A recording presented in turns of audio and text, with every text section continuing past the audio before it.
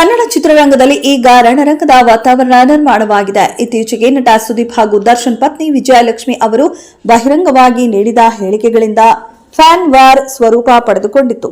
ಮತ್ತೊಂದೆಡೆ ಸುದೀಪ್ ಅವರ mark cinema ಹಾಗೂ ಅರ್ಜುನ್ ಜನ್ಯ ನಿರ್ದೇಶನದ ಚೊಚ್ಚಲ ಸಿನಿಮಾ 45 ಒಂದೇ ದಿನದಂದು ರಿಲೀಸ್ ಆಗಿದ್ದು ಬೇರೆ ಚರ್ಚೆಯನ್ನೇ ಹುಟ್ಟುಹಾಕಿತು. ಇದೀಗ ಕೆಲವರು ಸೋಷಿಯಲ್ ಮೀಡಿಯಾದಲ್ಲಿ ಸುದೀಪ್ ವರ್ಸಸ್ ಅರ್ಜುನ್ ಜನ್ಯ ಎನ್ನುವ ಅರ್ಥ ಕಲ್ಪಿಸಿದ್ದರು.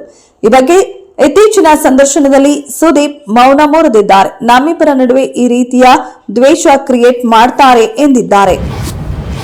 ಬಿಜೆಪಿಯವರಿಗೆ ಕೃತಜ್ಞತೆ ಇಲ್ಲ, ಗಾಂಧೀಜಿಯವರ ಕೊಡುಗೆ ಬಗ್ಗೆ ಜ್ಞಾನ ಇಲ್ಲ, ಅದಕ್ಕಾಗಿಯೇ ನರೇಗಾದಲ್ಲಿರುವ ಗಾಂಧೀಜಿ ಅವರ ಹೆಸರನ್ನ ಬದಲಾವಣೆ ಮಾಡುವ ಕಾರ್ಯಕ್ಕೆ ಮುಂದಾಗಿದ್ದಾರೆ ಎಂದು ಜಿಲ್ಲಾ ಉಸ್ತುವಾರಿ ಸಚಿವರಾದ ರಾಮಲಿಂಗಾರೆಡ್ಡಿ ಬಿಜೆಪಿ ವಿರುದ್ಧ ವಾಗ್ದಾಳಿ ನಡೆಸಿದರು. ಬಿಜೆಪಿಯವರ ದುಷ್ಟತನದಿಂದ ಬುದ್ಧಿ ಇದರಿಂದಲೇ ಗೊತ್ತಾಗುತ್ತೆ. ಗಾಂಧೀಜಿ ಅವರನ್ನ ಕೊಲ್ಲಲು 6 ಬಾರಿ ಗೋಡ್ಸೆ ಸಂಚು ಮಾಡಿದನು, 7ನೇ ಬಾರಿ ಅವರನ್ನ ಕೊಲೆ ಮಾಡಿದರು. ಈಗ ಬಿಜೆಪಿಯವರು ಮತ್ತೊಮ್ಮೆ ಮಹಾತ್ಮ ಗಾಂಧೀಜಿಯನ್ನ ಕೊಲೆ ಮಾಡಿದ್ದಾರೆ. ಹೆಸರು ಬದಲಾವಣೆ ಮೂಲಕ ಗಾಂಧೀಜಿಗೆ ಅವಮಾನ ಮಾಡಿದ್ದಾರೆ ಎಂದು ಆಕ್ರೋಶ ವ್ಯಕ್ತಪಡಿಸಿದರು. ಓಲಾ, ಊಬರ್, ರ್ಯಾಪಿಡೋ ಸೇರಿದಂತೆ ಎಲ್ಲಾ ಪ್ರಮುಖ ರೈಡ್ ಹೇಲಿಂಗ್ ಪ್ಲಾಟ್ಫಾರ್ಮ್ಗಳಿಗೆ ಕೇಂದ್ರ ಸರ್ಕಾರ ಮಹತ್ವದ ಮತ್ತು ಕಟ್ಟುನಿಟ್ಟಿನ ಆದೇಶ ಹೊರಡಿಸಿದೆ. ಪ್ರಯಾಣ ಆರಂಭಿಸುವ ಮೊದಲು ಪ್ರಯಾಣಿಕರಿಂದ ಮುಂಗಡವಾಗಿ ಟಿಪ್ಸ್ ಪಡೆಯುವ ಪ್ರಕ್ರಿಯೆಗೆ ಸಂಪೂರ್ಣ ನಿಷೇಧ ವಿಧಿಸಿದೆ. ಅಲ್ಲದೆ ಮಹಿಳಾ ಪ್ರಯಾಣಿಕರ ಸುರಕ್ಷತೆ ದೃಷ್ಟಿಯಿಂದ ಮಹಿಳಾ ಪ್ರಯಾಣಿಕರು ತಮ್ಮ ಪ್ರಯಾಣಕ್ಕೆ ಮಹಿಳಾ ಚಾಲಕರನ್ನೇ ಆಯ್ಕೆ ಮಾಡಿಕೊಳ್ಳುವ ಸೌಲಭ್ಯವನ್ನು ಕಡ್ಡಾಯವಾಗಿ ಒದಗಿಸಬೇಕೆಂದು ಸೂಚಿಸಿದೆ.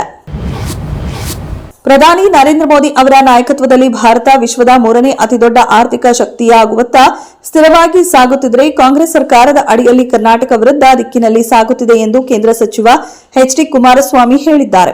ಸದ್ಯದ ಆಡಳಿತವು ಶಿಕ್ಷಣ ಕ್ಷೇತ್ರವನ್ನು ಸಂಪೂರ್ಣವಾಗಿ ಹಾನಿಗೊಳಿಸಿದೆ.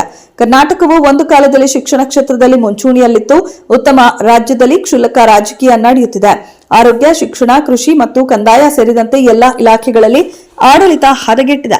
ಜನರು ಈಗ ಗಂಭೀರವಾಗಿ ಆತ್ಮಾವಲೋಕನ ಮಾಡಿಕೊಳ್ಳಬೇಕು ಎಂದು ಹೇಳಿದರು.